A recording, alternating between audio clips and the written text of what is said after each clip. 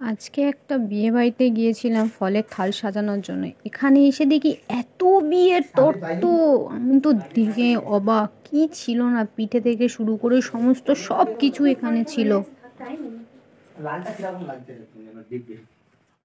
আসসালামু আলাইকুম। আজকে রেডি হয়ে বাড়ি থেকে বার হয়ে গেছি আমি আর একটা দাদা। একটা বিয়ে বাড়িতে ফলের থাল সাজানোর জন্য কন্ট্যাক্ট পেয়েছি। ফাইনালি আমরা চলে এলাম বিয়ে বাড়ির লোকেশানে। খুব সুন্দর সাজানো দেখলাম সামনেরটা।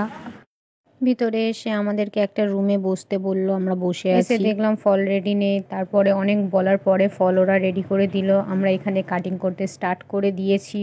কিছু কিছু সাজানো হয়ে গেছে, ওইদিকে দাদাও সাজাচ্ছিল। আমি ওই কিছু একটা বলছিলাম, দেখো কি সুন্দর সুন্দর সব আমরা ফলের থাল সাজাচ্ছি। তো অনেক লেট হয়ে গেছে, ওরা খালি বলছিল তাড়াতাড়ি করো। তো ফাইনালি আমাদের থাল সাজানো কমপ্লিট। এবার এই থালটাকে নিয়ে বরের সামনে বসিয়ে দেব সুন্দর করে সাজিয়ে। এখানে বসিয়ে দিয়েছি দাদাটার সামনে। দাদাটা সবাই খুব প্রশংসা করছিল থাল। আপনারাও বলুন কেমন হয়েছে।